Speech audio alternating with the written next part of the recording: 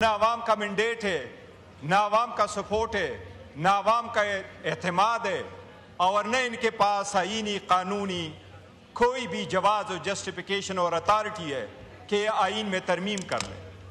پہلے تو ایوان میں ہماری سیٹوں سے ہو کر کے اپنی میجارٹی پوری کر لی، لیکن جناب اسپیکر آئین میں ترمیم کرنا ایک سیریس ایشو ہے۔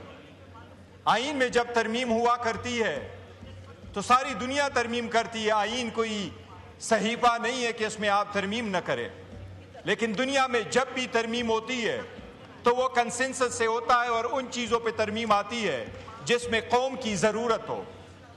انڈیا کے آئین میں 106 ترامیم ہوئی ہے، لیکن صرف 3 مرتبہ ان کی حکومت کے پاس 2/3 میجارٹی تھی، باقی کبھی میجارٹی ان کے پاس نہیں رہی، لیکن وہ ترمیم کنسنسس کے ساتھ ہوئی ہے۔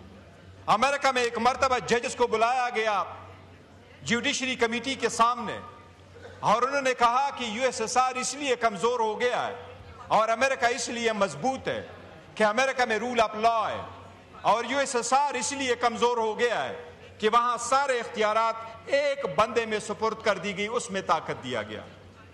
جناب اسپیکر، جب 18ویں ترمیم ہوئی کنسنسس کے ساتھ، یونٹی کے ساتھ، پورے قوم کے ساتھ، سارے ادارے آپ نے ڈیوالو کر لیے ہیں سارے اکائیوں پہ، اس کو پورے دنیا نے مانا، پارلیمان نے مانا، اس پہ لوگوں نے سیلیبریٹ کیا۔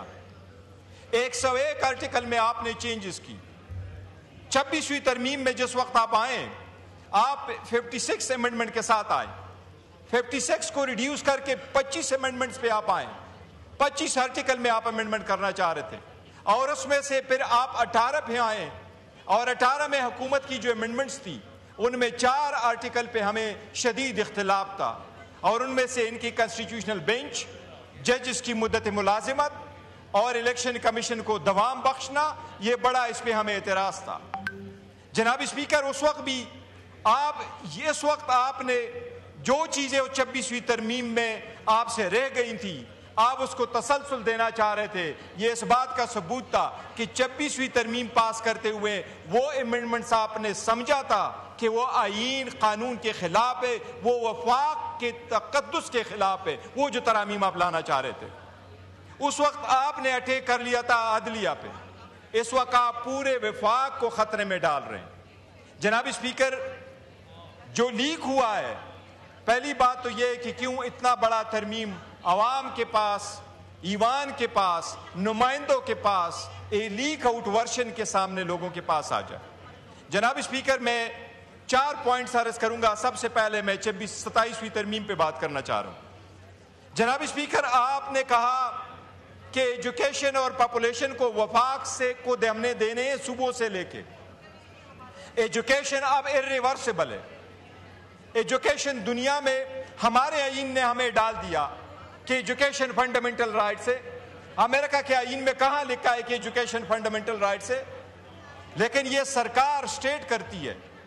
آپ نے جب ایجوکیشن کو ڈیوالو کیا تو اس کے ساتھ 2700 اسکول اور کالجز آپ نے صوبوں کو دے دیے۔ اس کو آپ اس سٹیج پہ ریورس کر رہے ہیں، جبکہ KPK کی حکومت کوشش کر رہی ہے کہ زیادہ سے زیادہ وہ اپنے پالیسی کے مطابق زیادہ کنسنٹریٹ کرے وومن ایجوکیشن پہ۔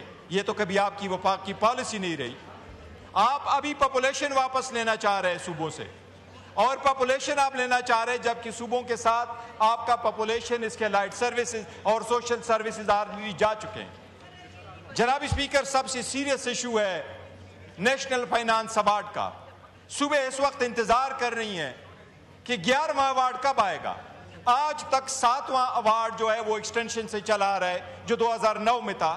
2010 میں 18ویں ترمیم کے مطابق اس کو ری وزٹ ہونا تھا، وہ نہیں ہو سکا۔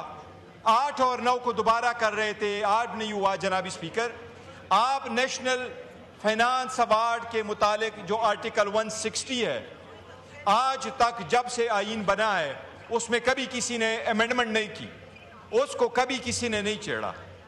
2010 میں جب 18ویں ترمیم ہوئی تو اس میں یہ یقین دہانی کرائی گئی صوبوں کو کہ نیشنل فائنانس ایوارڈ میں آپ کا شیئر ہمیشہ نئے ایوارڈ میں پریویس ایوارڈ سے کم نہیں ہوگا۔ اس لیے اگر آپ پریویس ایوارڈ کو کم کر رہے ہیں، آپ اپنے ابھی پاک کے پی کے کا حصہ ہے آپ کے پاس فار انسٹنس 14.28% ہے، جبکہ ابھی 19% ہونا چاہیے، اور آپ اس کو ریورس کر رہے ہیں، تو آپ پورے وفاق کو داؤ پہ لگا رہے ہیں۔ یہ بعض لوگوں کو یہ پاور دینا، یہ سے وفاق کو خطرے میں پڑ جائے گا۔ جناب اسپیکر، لاسٹ ٹائم جب ہم بات کر رہے تھے تو آرٹیکل 243 میں امینڈمنٹ آ رہی تھی۔ مولانا صاحب آئے، مولانا صاحب کو پتہ ہے ان کے ساتھ ہم نے بڑی کوشش کی، شاید اس مرتبہ ہمیں مولانا صاحب کے گھر کے چکر نہیں لگانے پڑیں گے، اور آپ کے ساتھ شاید کمیٹی میں بھی نہیں بیٹھنا پڑے گا، لیکن ہم اپنا آواز احتجاج کے طور پر ایوان پہ اٹھائیں گے کہ یہ ایوان پہ حملہ ہے۔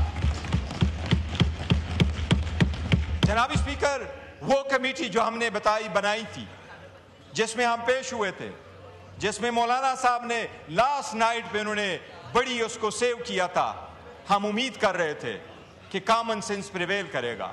جناب اسپیکر، یہ ایسا وقت ہے کہ قوم بہت ڈیوائیڈ ہو چکی ہے، تناؤ بہت بڑھ چکا ہے، دہشت گردی عروج پر ہے، خسارہ ٹاپ پر ہے، لوگ اپنی زندگی کو مزید داؤ پہ نہیں لگا سکتے۔ اس وقت پاکستان کی سالمیت کا فکر کرو، خطرے میں نہ ڈالو بعض لوگوں کے لیے۔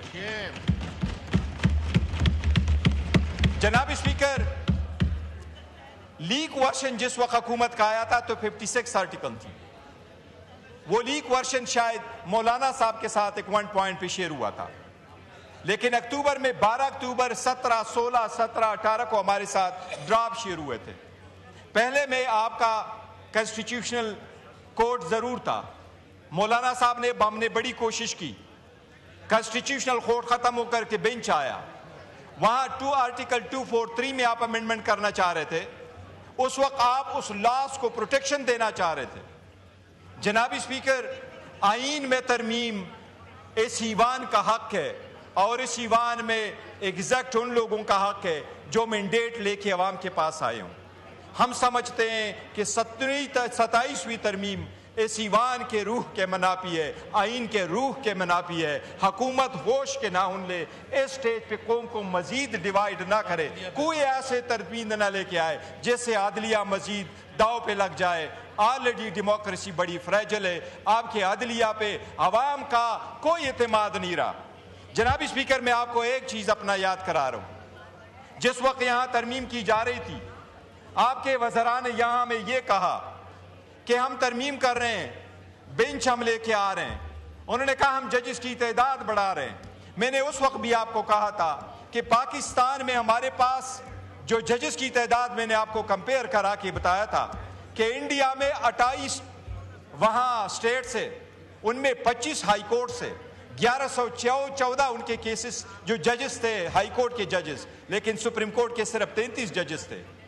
میں نے آپ کو اس وقت کہا، یہ میرے پاس 16 سپٹمبر 2024 کا ڈیٹا ہے، میں نے اس ایوان کے سامنے رکھا،